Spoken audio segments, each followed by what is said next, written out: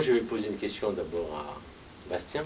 Bastien, ce rôle donc du militaire du clos, est-ce que tu connaissais déjà l'histoire un peu de cette guerre, de cet épisode en tout cas? Parenthèse à part, j'ai tourné le film, c'était il y a 2 ans, j'avais 22 ans, j'en ai 24 maintenant, et quand j'ai travaillé mon rôle et me suis renseigné à nouveau sur la guerre d'Algérie, j'ai appris que, en fait, donc, soit j'ai manqué à certains cours, soit on nous a omis certaines choses, notamment beaucoup de choses très, très difficiles qui sont décrites dans le film de Nora, que je trouve d'ailleurs très juste.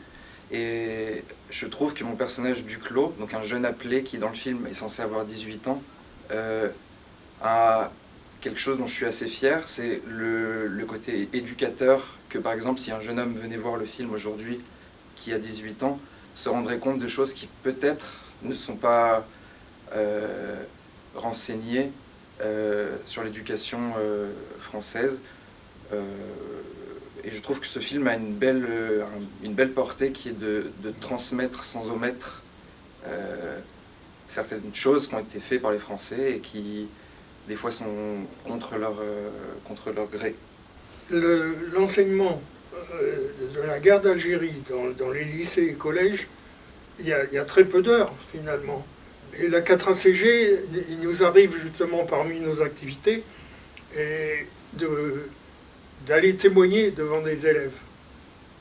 Et on s'aperçoit donc que, c'est pas dans toutes les classes qu'ils ont la chance d'avoir un témoignage direct, mais on s'aperçoit que leur programme est très court et je pense que dernièrement, il y a eu des réductions également, il y a des réductions prévues en horaire consacrées à la guerre d'Algérie.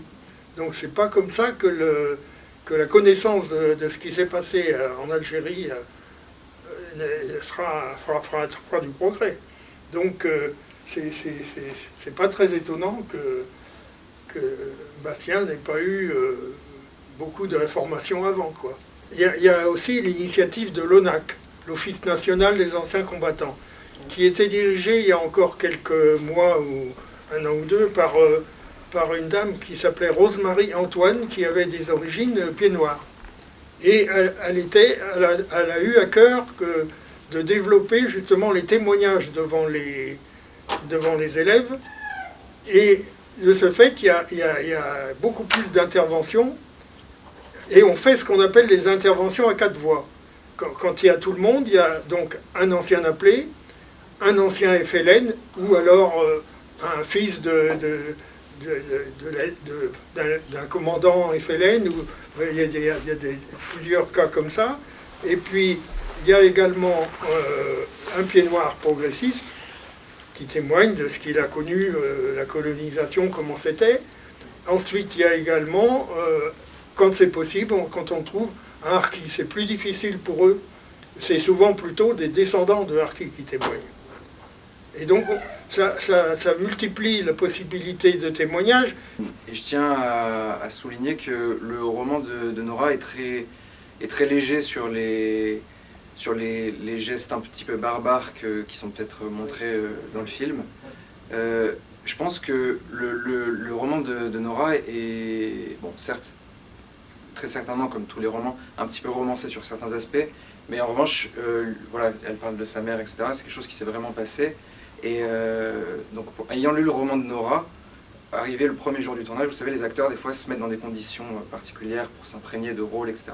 On a eu un acteur qui était là, qui nous avait ramené des images de guerre d'Algérie, des choses inimaginables, des têtes d'Algériens ficelées sur les devants des jeeps, etc. Et tout ça pour dire que le roman de Nora est très...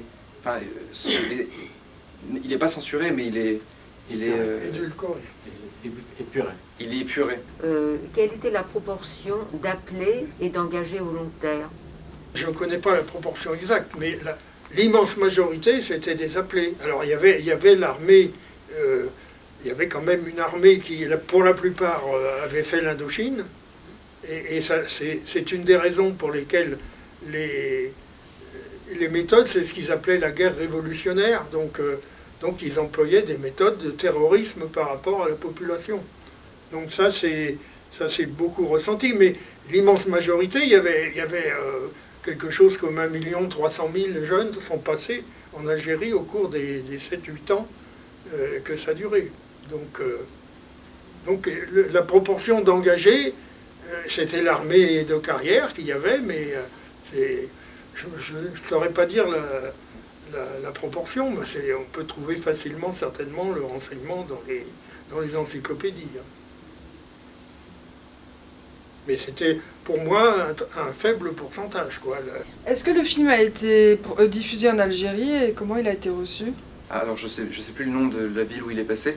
Je sais qu'il est paru dans des festivals. En revanche, je ne sais pas s'il est diffusé avec des séances de cinéma. Pourquoi ils l'ont appelé maquisarde? Bon, on n'a pas vu vraiment l'actrice dans le maquis en train de faire la guerre. C'était juste, elle a été prisonnière et elle s'est retrouvée en prison et après elle a échappé à la... Je vois pas la notion du maquisarde comme on connaît. Et le début du film, il me semble, donc c'est la fuite de Saoussa Nabès et d'Émilie Fabre-Bertin qui sont dans le maquis. Dans le livre, de souvenir, il y a une bonne partie de l'histoire où, justement, quand on parlait de est-ce que ça s'est vraiment passé, bon, c'est romancé, on les voit au loin dans le maquis, voir leur village brûlé, etc.